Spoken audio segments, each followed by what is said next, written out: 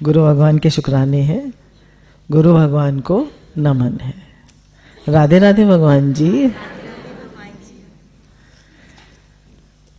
हर आदमी एक मन है। एक छोटे बच्चे से पूछिए तो कहेगा मेरा मन नहीं है, मैं नहीं करूँगा, काम नहीं करूँगा, मैं सोऊंगा नहीं, मैं करूँगा नहीं, मैं एक्सरसाइज नहीं करूँगा। क्यों? मेरा मन नहीं है। तो मन जो है वो एक ऐसा, हम लोगों ने इतना उसको इम्पोर्टेंस दे दी है कि मन मन मन मन, हर आदमी एक मन ही हो गया है। और अगर हम समझें तो मन माने 40 शेर, तो हर आदमी कितना भारी हो गया है, एक मन का बोझ लेकर घूम रहा है। मन ही मन है, आदमी और कुछ नहीं है। जबकि मन सिर्फ एक इंस्ट्रूमेंट है। अगर हम पूरी ह्यूमन बॉडी को चीरें, देखें, मन कहाँ है? दिखाओ मन कहाँ है मन? भाई हार्ट है, लंग्स है, लिवर है, किडनी है, पर मन कहाँ है? कुछ नहीं है। खाली विचारों का एक समूह, विचारों का आना और जाना, यही मन है। एक बार एक न्यूज़पेपर में एक रिपोर्ट निकली जिसमें लिखा था कि एक आम आदमी जो है वो एक दिन में 70 से 80 हज़ार विचार रोज करता है, और उसमें ज़्यादातर विचार जो हैं वो रेपिटेटिव होते हैं और नेगेटिव होते हैं। वो या तो रिपीट करता रहता है उन्हीं बातों को, और या नेगेटिव होते हैं। अगर हम अपने विचारों को रोज एक डायरी में लिखें कि मुझे क्या क्या विचार आते हैं, तो हम देखेंगे ज़्यादातर वही विचार हमें रोज आते हैं। नए विचार नहीं होते हमारे, वही 8-10 बातें होती हैं, घूम फिर कर मन उन्हीं को रिपीट करता रहता है। पति मेरे सुनते नहीं हैं, बच्चे मेरा कहना नहीं मानते, मेरी तबीयत ठीक नहीं रहती, मेरे यहाँ दर्द है, मेरे वहाँ दर्द है, मैं ज़िंदगी में कुछ कर नहीं पाया। मैं। मन क्या करेगा? नेगेटिव विचार करेगा, कहानी बनाएगा, और मैं के अराउंड उसके सारे विचार घूमेंगे। तो हमारे संतों ने बताया, understand the mind and go beyond the mind. मन को समझो और उससे पार जाओ। तो आज हम लोग मन को समझते हैं। पहली बात, माइंड इज अ रेपिटेटर। माइंड जो है वो रिपीट करता है चीजों को। जैसे किसी ने हमारा अपमान कर दिया, या हमसे बुरी तरह बोल दिया, या हमें हर्ट कर दिया किसी बात पे, अब माइंड जो है उसको रिपीट करता रहेगा, उसी बात को रिपीट करता रहेगा। हम नहीं सोचना चाहते, हम नहीं दुखी होना चाहते, पर माइंड रिपीट करता ही रहेगा।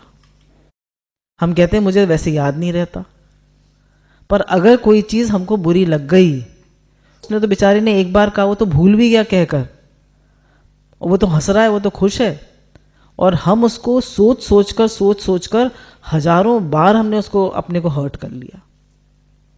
जैसे ऐसे समझ लीजिए, किसी ने हमको एक बार हथौड़ा मारा, वो तो मारा, उस हमें चोट लग गई। अब उस चोट को हम हील नहीं होने देंगे, हम अपने को हजारों बार उसी चोट पर हथौड़ा मारते रहेंगे और अपने घाव को भरने नहीं देंगे, और कहेंगे कि मैं जिंदगी भर उसे माफ नहीं करूंगा। क्यों? उसने मुझे हर्ट कर दिया। अरे उसने तो एक बार हर्ट करा ना, और तुम क्या कर रहे हो? तुम रिपीट किए जा रहे हो, अपनी चोट को हील ही नहीं होने दे रहे हो। घाव को कुरेदते रहते हैं। कुरेदता वो आदमी, हम कुरेदते हैं, हम कुरेदते रहते हैं। तो गुरु कहते हैं क्या करो, इससे ऊपर उठने का क्या तरीका है कि लेट गो करो, फॉरगिव एंड फॉरगेट। माफ कर दो, भूल जाओ, किसी भी चीज को रिपीट मत करो। समझ लो ये माइंड का एक ट्रेट है, कुछ चीजों को रिपीट करता है, उसकी आदत है ये। जैसे आपने देखा होगा कि जब हम रेलवे स्टेशन पे जाते हैं तो ट्रेन के अनाउंसमेंट्स होती रहती हैं। अगर हमें सुनना होता है, हम ट्रेन के अनाउंसमेंट सुनते हैं, पर जिस ट्रेन से हमारा संबंध नहीं होता उसके अनाउंसमेंट हम नहीं सुनते हैं, पर वो बजता रहता है। ऐसे ही माइंड अपना पुराना टूटा रिकॉर्ड बजाता रहे, आप मत सुनिए, आप से ध्यान हटा लीजिए। गुरु कहते हैं गोली मार भेजे में, भेजा शोर मचाता है। तो गोली मारो इस भेजे में, तो शोर मचाता रहता है, इसी तरह ध्यान मत दो, इसे इग्नोर मारो। अब घर में हमारी कोई एक ही बात कहता रहता है तो हम कहते हैं ध्यान मत दो इसकी तरफ, तो अपने मन के लिए कहो। मन अक्सर कहता रहता है, जब बुजुर्ग हो जाता है शरीर 50 से 60 साल से ऊपर का, कि शरीर तबीयत ठीक नहीं रहती है, तबीयत ठीक नहीं रहती है, तो वो लोग क्या करें, माइंड टूटे रिकॉर्ड की तरह बसता ही रहेगा, ध्यान मत दो इसकी तरफ। आज मेरी कमर में दर्द हो रहा है, आज मेरे पैरों में दर्द हो रहा है। बच्चे लोग कहते हैं मेरा मन नहीं लग रहा, और मन किस में लगेगा, फिर उनका टीवी में मन लगेगा। दूसरा माइंड का ट्रेट है कि mind is a story teller, वो हर समय कहानियां बनाता रहता है।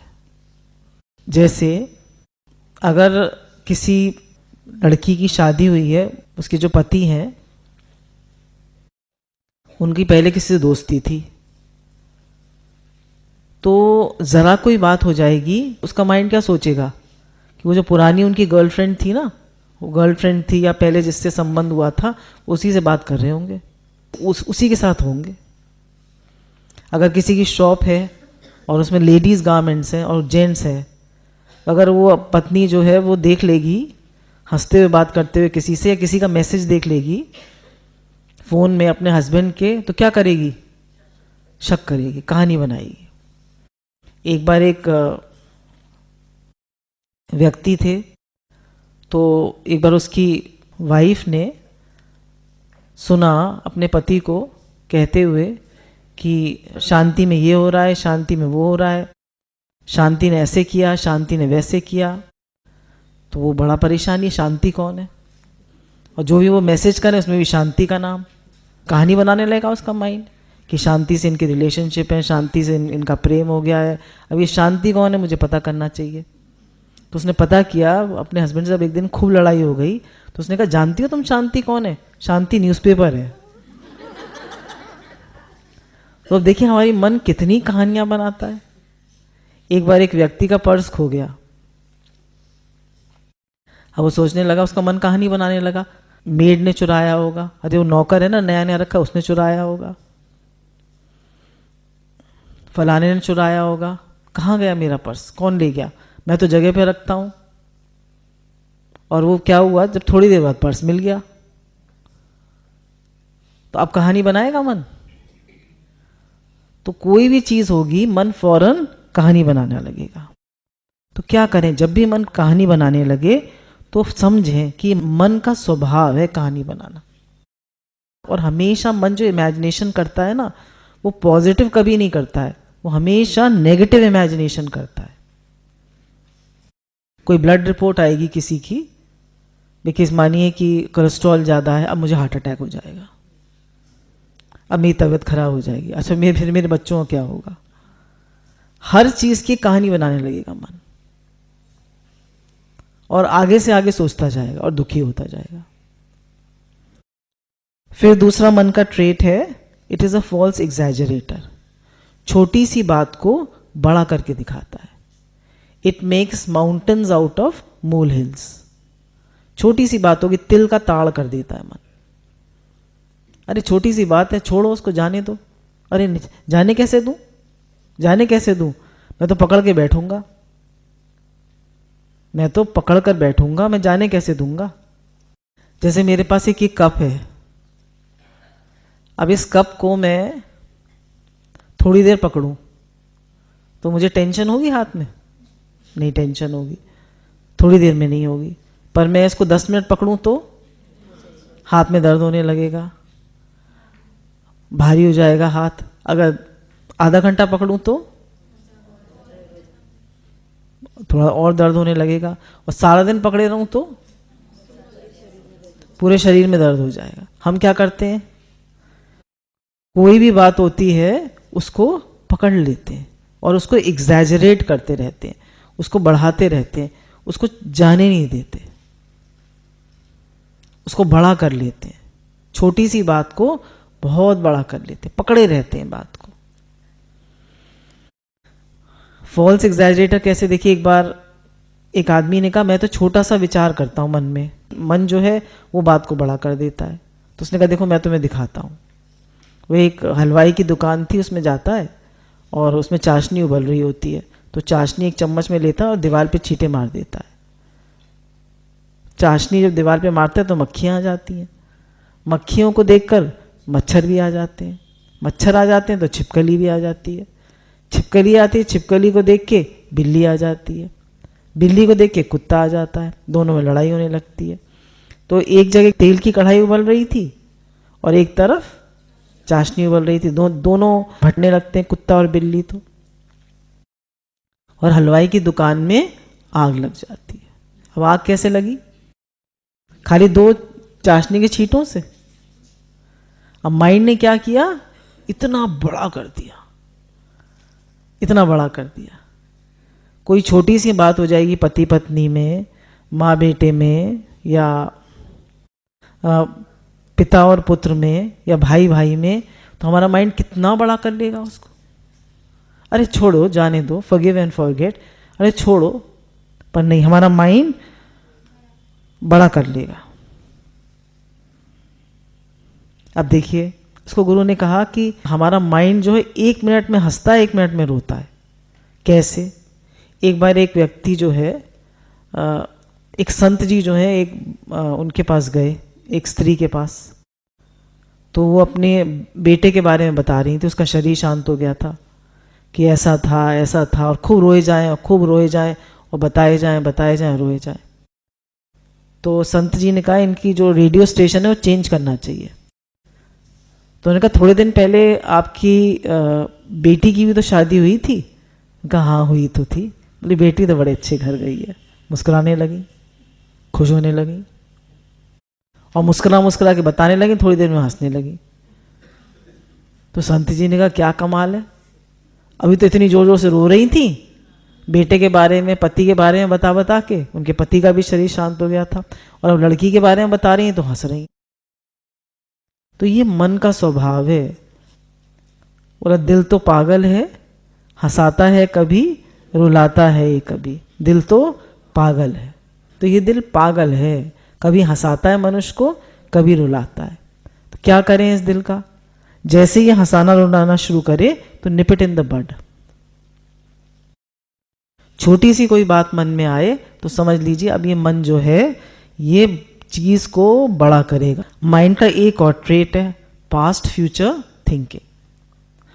माइंड जो है वो प्रेजेंट में रहना उसे पसंद नहीं है। आप कभी भी अपने माइंड को ऑब्जर्व करिएगा, वो या तो पास्ट में जाएगा या फ्यूचर में जाएगा। आप एक मिनट अभी ऑब्जर्व करिए माइंड। कोई भी काम हम कर रहे हैं तो माइंड जो है वो या तो पास्ट की सोचेगा या फ्यूचर की सोचेगा, और सोचता रहेगा। अब जैसे आप खाना खा रहे हैं तो खाना खाइए ना, नहा रहे हैं तो नहाइए ना, काम कर रहे हैं तो काम करिए ना। पर माइंड को ऑब्जर्व करिए, वो भाग जाता है। तो गुरु ने बताया मन जो है ये वायु से भी तेज चलता है। अर्जुन ने कहा कि इस मन को मैं कैसे वश करूं भगवान, ये तो वायु से भी तेज चलता है। तो भगवान ने बताया ये मन अभ्यास और वैराग्य से वश होता है। और गुरु ने कहा ये प्रेम से वश होता है। प्रेम से कैसे? इसको भगवान में लगा दीजिए, भगवान से प्रेम कर लीजिए, तो ये मन जिधर प्रेम करता है उसमें लगा रहता है। तो फिर क्या होगा? मन उसी के विचार करेगा। तो मन को जब भी मन पास्ट और फ्यूचर में जाने लगे, और या तो पुरानी बातें याद कर करके दुखी होगा।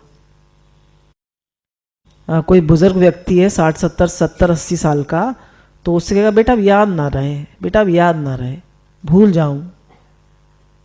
और पूछो कि दादी तुम्हारी शादी का जोड़ा कैसे था, तो कैसे बजाएगी खुश हो के। तो पुरानी सब बातें याद रहेंगी। तो पास्ट जो है माइंड में ऐसे रजिस्टर हो जाता है, पास्ट और फ्यूचर। तो क्या करें? माइंड को जब भी पास्ट फ्यूचर में जाए उसको वहां से हटाएं और प्रेजेंट में रहने का अभ्यास करें। जैसे गुरु ने कहा लिव इन द मोमेंट, इस पल में, क्योंकि पास्ट और फ्यूचर ही संसार है। दूसरा एक माइंड का बहुत बड़ा ट्रेट है, माइंड इज नेगेटिव। आप कभी भी देखिएगा कि आप अग्नि जलाएं तो ऊपर की ओर जाती है, और पानी खोलें तो नीचे की ओर जाता है। ऐसे ही अगर हमको पानी को ऊपर की ओर चढ़ाना है तो क्या करना पड़ेगा? टुल्लू पंप लगाना पड़ेगा। टुल्लू पंप लगाएंगे तब वो ऊपर की ओर चढ़ेगा। ऐसे ही गुरु के साथ ही हम उसको पॉजिटिव बना सकते हैं। देखिए मन कितना ज़्यादा नेगेटिव होता है। एक बार एक स्त्री और एक पुरुष थे, पति और पत्नी थे। तो पत्नी हमेशा नेगेटिव बोलती रहती थी, हमेशा। एक दिन वो अपने पति से कहती है कि मुझे जो है घुमाने नहीं ले जाते। तो बोलते हैं चलो नैनीताल चलते हैं। बोली नैनीताल तो बिल्कुल नहीं जाऊंगी, मसूरी बिल्कुल नहीं जाऊंगी, मैंने कई बार देख लिया है। अच्छा कहाँ चलोगी? शिमला चलूंगी। बोले शिमला तो डायरेक्ट ट्रेन जाती है। अच्छा चलो ठीक है चलती हूँ। अब पहुँचे स्टेशन पे। जब स्टेशन पे पहुँचे तो ट्रेन जो है 4 घंटे लेट। बोले तुम्हें ट्रेन से ही लाना था ना, अब देखो ट्रेन लेट है, अब मैं क्या करूँ 4 घंटे? पहले से नहीं पूछ सकते थे? और उसका चिड़चिड़ाना शुरू हो गया। तो पति ने लंबी सी सांस ली और अपने मोबाइल फोन में लग गया। बोला इसकी तो शुरू हो गई, ये तो शुरू हो गई। खैर ट्रेन में बैठे जैसे तैसे। अब ट्रेन में बैठे तो वहाँ पर एक पास में एक आदमी था, वो सिगरेट पी रहा था। एक आदमी पास में बैठा था, उसके जूतों में से बहुत बदबू आ रही थी। बोला अब ये देखो ये सिगरेट पी रहा, मुझे सिगरेट कोई पीता है धुएं से एलर्जी है, अब मैं क्या करूं? बोले इसके जूतों में से बदबू आ रही है, मैं क्या करूं? बोले तुम्हें इसी डब्बे में बैठना था ट्रेन के, इसी भद्दी ट्रेन से ले जाना था। खैर जैसे तैसे रोते झीकते वो लोग शिमला पहुंचे। अब देखिए मन हमेशा नेगेटिव क्रिएट करेगा। आप जा रहे हैं एक हॉलिडे पे जा रहे हैं, एंजॉय करिए, खुश रहिए, गाने सुन लीजिए, गुरु की सीडी बजा लीजिए, कुछ अच्छे थॉट्स करिए, भगवान का जप कर लीजिए। नहीं, जप नहीं करेगा क्योंकि जप हमारे पास है ही नहीं। एक आम आदमी के पास जप थोड़ी ना है, ये तो गुरु की कृपा से हमें जप मिलता है। अब माइंड को बिजी करने के लिए ये मन हमारे पास एक जिन्न है, जिसको बिजी करने के लिए गुरु ने जप दे दिया कि इसको बिजी रखो। क्या जैसे तैसे पहुंचे वो लोग शिमला। अब उसने कहा मैं अच्छे होटल में ठहरूंगी, बेकार होटल में मत ठहराना। खैर अच्छे होटल में ठहरे। अब यहाँ खाना सर्व किया, ये ठंडा है, मुझे पसंद नहीं आ रहा, मिर्च ज़्यादा है। कमरे में गए, इसमें बदबू आ रही है, इसकी चादर अच्छी नहीं है, मुझे ठंड लग रही है। कोई चीज़ उसे पसंद ही ना है। खैर जैसे तैसे शिमला का ट्रिप पूरा हुआ। जब स्टेशन पे पहुंचे तो उनको एक दोस्त मिल गया। अरे यार कैसे हो, आओ और बताओ क्या हाल चाल है। बोला मेरे हाल चाल तो ठीक है जैसे भी हैं, पर बोले और भाभी जी कैसी हैं? बोले भाभी जी की फैक्ट्री आजकल बहुत अच्छी चल रही है। बोला अच्छा भाभी जी ने फैक्ट्री खोल ली है?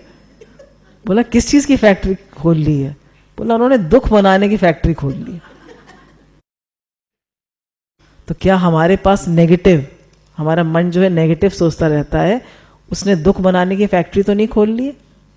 हम सब अपनी फैक्ट्री को देखें। तो जब भी मन नेगेटिव सोचने लगे तो अपने माइंड से कहो be a broadcaster of good news, अच्छी बात करो। हमेशा मन को देखिएगा वो कुछ ना कुछ नेगेटिव बोलेगा, किसी की भलाई करेगा, किसी की बुराई करेगा।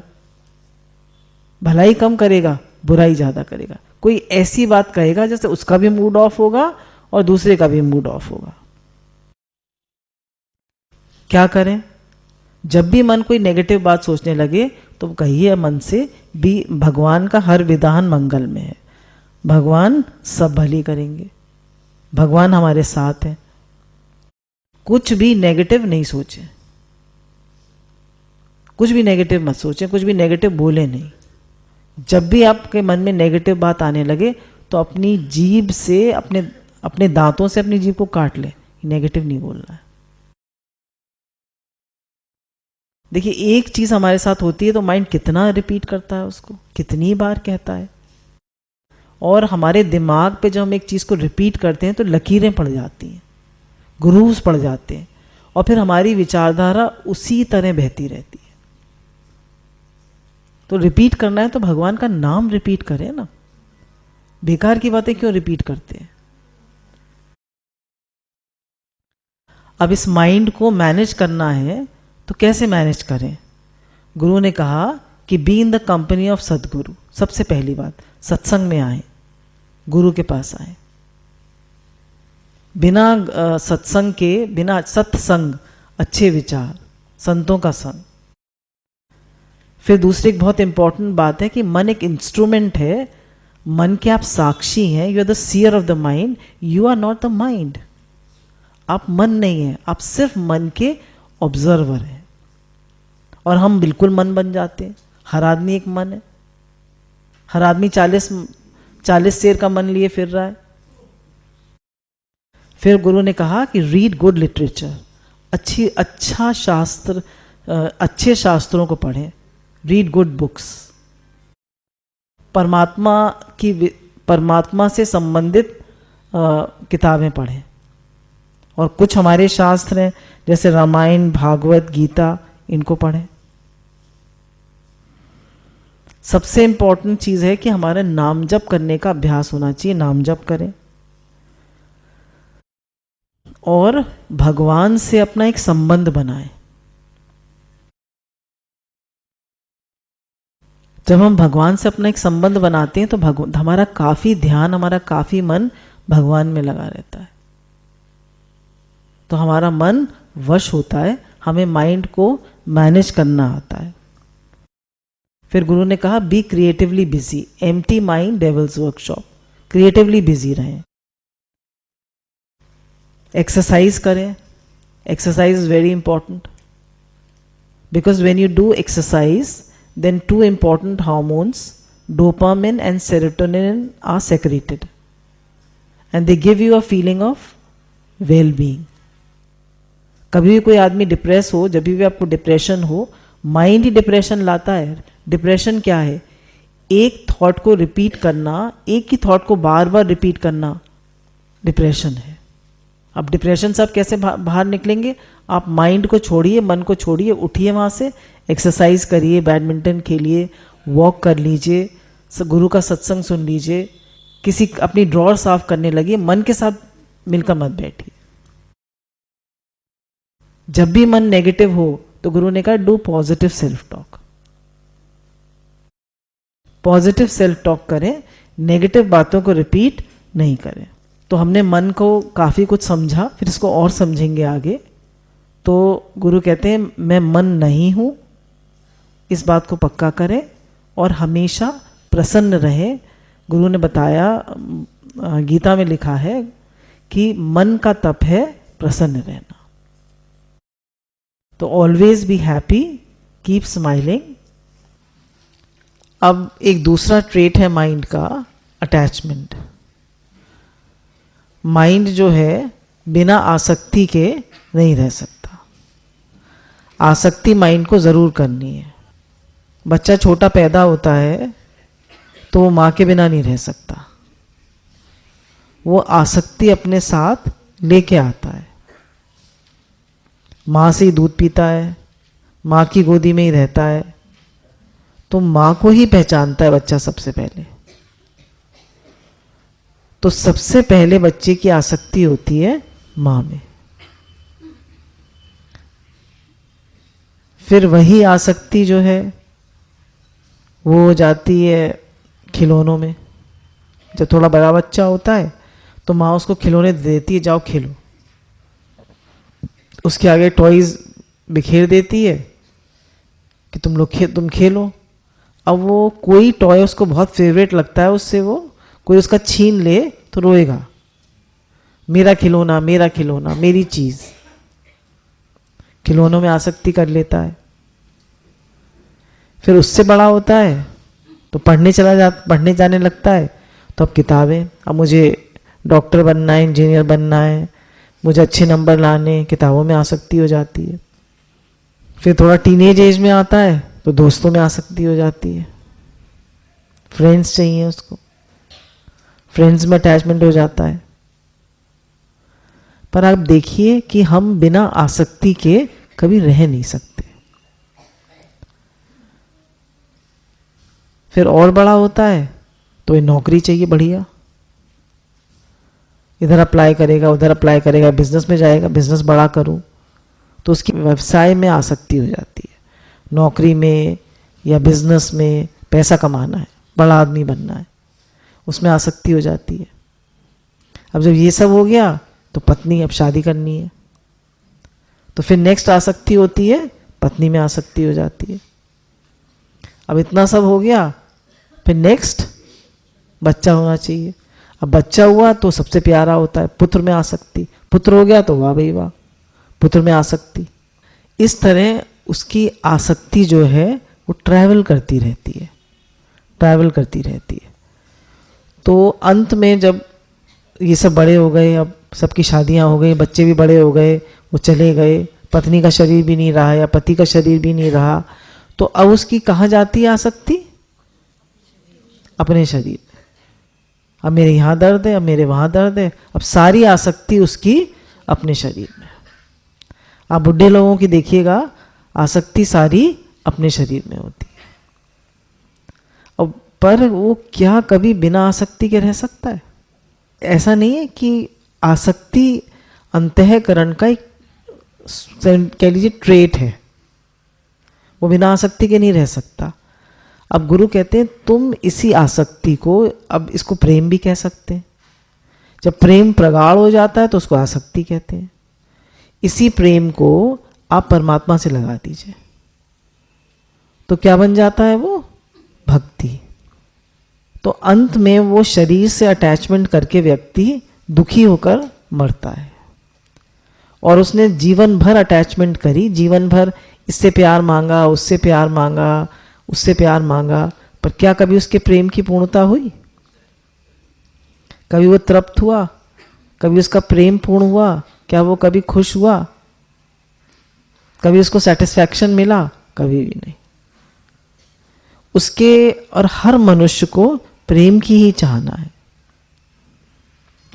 अब जब उसको गुरु मिलते हैं तो उसको बताते हैं कि आसक्ति करनी है तो परमात्मा में करो, वहीं तुम्हारे प्रेम की को पूर्णता मिलेगी, वहीं तुम्हें तृप्ति मिलेगी और वहीं तुम्हें संतुष्टि मिलेगी। प्रीति, तृप्ति और संतुष्टि परमात्मा में ही है, संसार में नहीं है। आपने देखा बचपन से यात्रा, बच्चे से लेकर बूढ़े तक की यात्रा देखी, कभी भी प्रेम की पूर्णता नहीं होती है और कभी भी उसको सेटिस्फैक्शन नहीं होता है। अगर हम अपने अंतःकरण को देखें तो ये मोम की तरह से है, जैसे मोम होता है ना सॉलिड। अब उस अंतःकरण में बहुत सारे आकार पड़े हुए हैं, जैसे आपको बताया, पत्नी का, पुत्र का, धन का, इसका उसका, सब आकार पड़े हुए हैं और वो सॉलिड है। अब जब वो अंतःकरण पिघलेगा परमात्मा के प्रेम में, पिघलेगा, कृष्ण प्रेम में पागल होगा, तो वो अंतःकरण द्रवित होगा। जब उसकी आंखों से आंसू आएंगे, जब वो अंतःकरण द्रवित होगा, तब उसमें से जो अटैचमेंट है, जो चिपकन है संसार की, पिघलेगी। जैसे अशुद्धि निकालनी हो सोने की या तांबे की तो क्या करते हैं? उसको पिघलाते हैं ना। ऐसी जो हमारे मन में संसार की आसक्ति पड़ी हुई है, वो कैसे निकलेगी? जब कृष्ण प्रेम में आप पागल होंगे। अब आप जब भगवान का नाम लेते हैं तो क्या आंसू आते हैं आंखों से?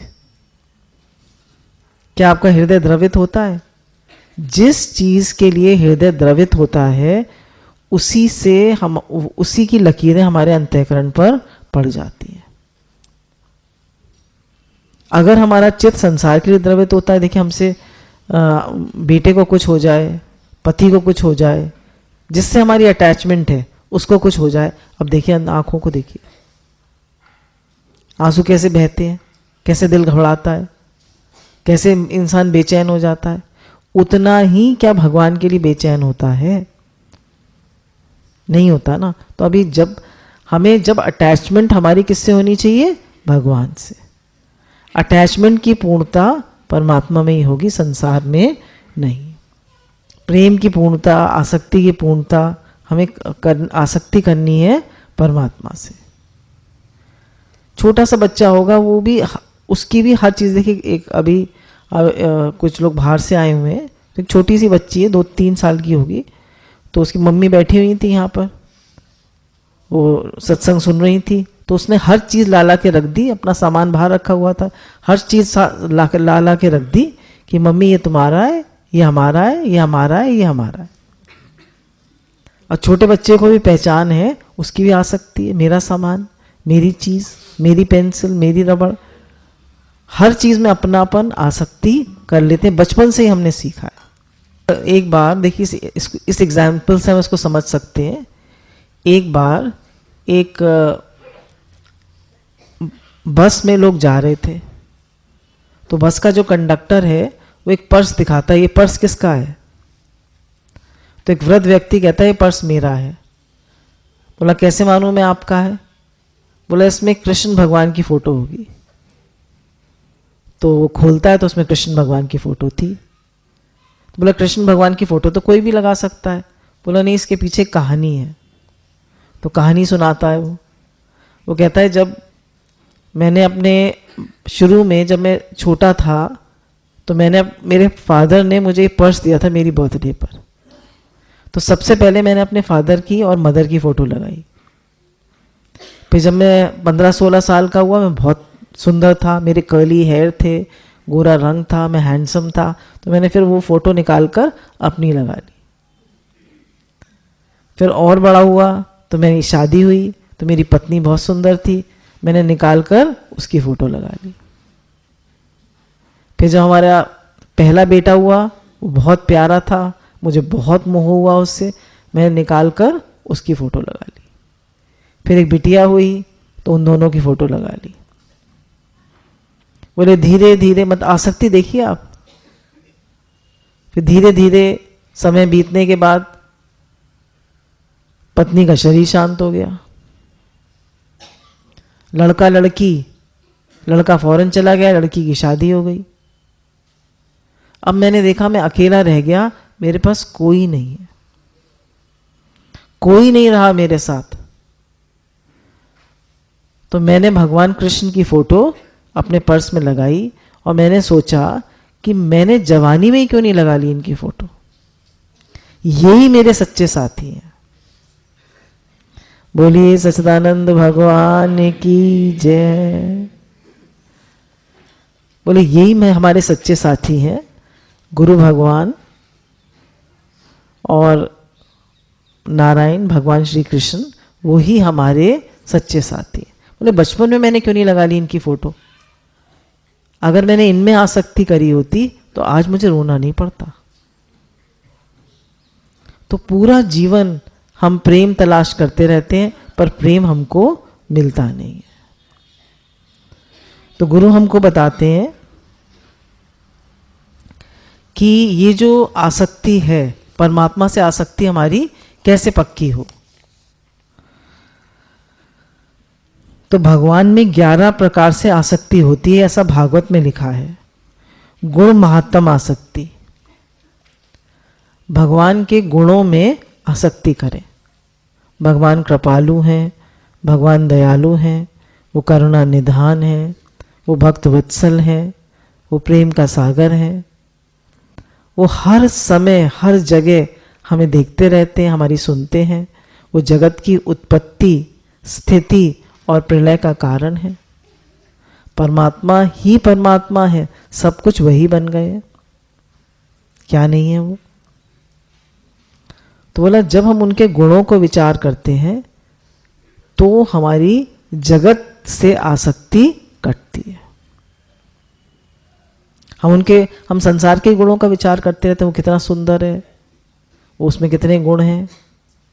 अच्छा, उसमें हमने आसक्ति करी, अटैचमेंट करा, तो क्या वो परमानेंट है?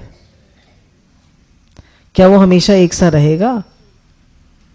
गुरु कहते हैं जिसमें भी तुम आसक्ति करे वो मरेगा नहीं, वो जाएगा नहीं, वो बदलेगा नहीं, सब कुछ तो चेंजेबल है।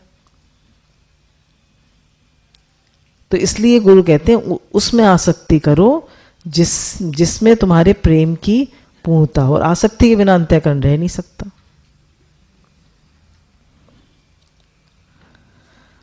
तो भगवान के गुणों का चिंतन करें। दूसरी आसक्ति है रूप आसक्ति।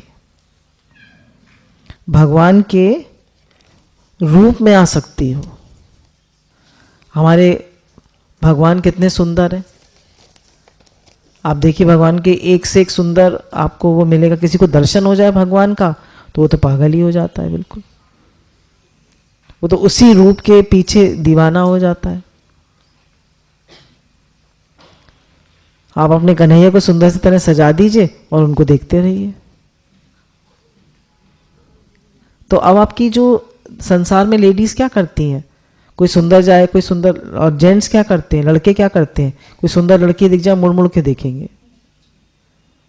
अच्छा, लेडीज भी क्या करेंगे, देखेंगे इसकी ड्रेस कैसी है, इसने कौन सी ड्रेस पहनी है, इसने कौन सी स्टोल पहना है, इसने कौन सा सूट पहना है। तो अब किस में आ सकती है, रूप में आ सकती है। अपनी भी शक्ल बार बार देखेंगे, बार बार बाल काढ़ेंगे, तो अपने रूप में आ सकती। दूसरों की चीज़ों में आ सकती, तो रूप में आ सकती होती है। अब उस रूप की आसक्ति को कैसे छुड़ाएं, भगवान के रूप में आसक्ति करें।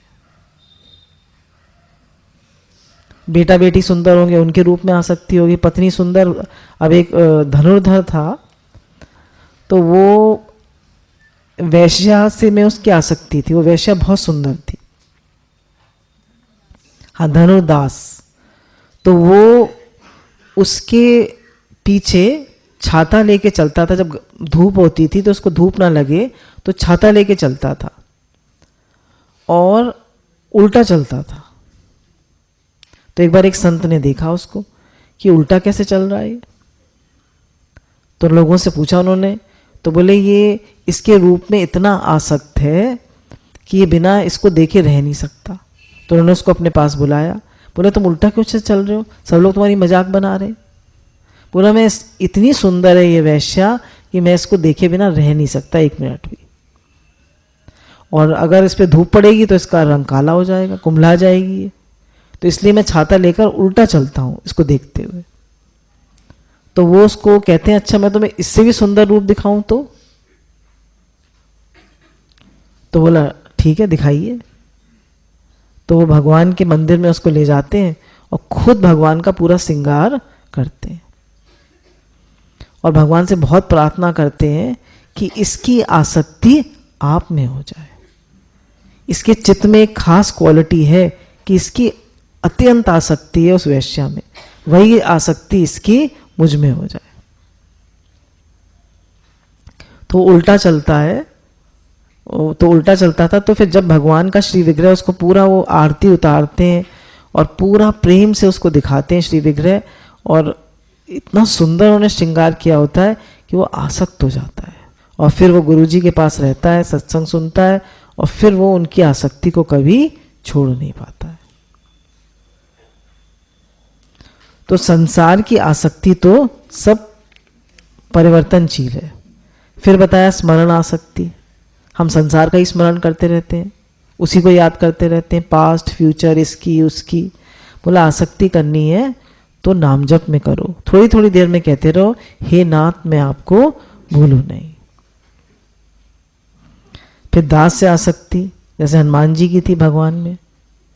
हम भगवान के नित्य दास हैं, हम सब भगवान के नित्य दास हैं, हर समय भगवान के चरणों में प्रेम लगा रहे, और संसार में भी दैन्य भाव और सहनशीलता से रहें। कभी भी मालिक बन के नहीं रहें, दास बन के रहें। सारी चिंता मालिक को होती है, दास को नहीं। तो हम भगवान के दास हैं, हमें क्या चिंता, मेरे मालिक भगवान है। फिर साख्य आसक्ति, हम कहते हैं ये मेरा बेस्ट फ्रेंड है, वो मेरा बेस्ट फ्रेंड है, you are my best friend. तो गुरु कहते हैं साख्य आसक्ति करनी है तो अर्जुन की तरह करो, भगवान हमारे बेस्ट फ्रेंड है, गुरु हमारे बेस्ट फ्रेंड है।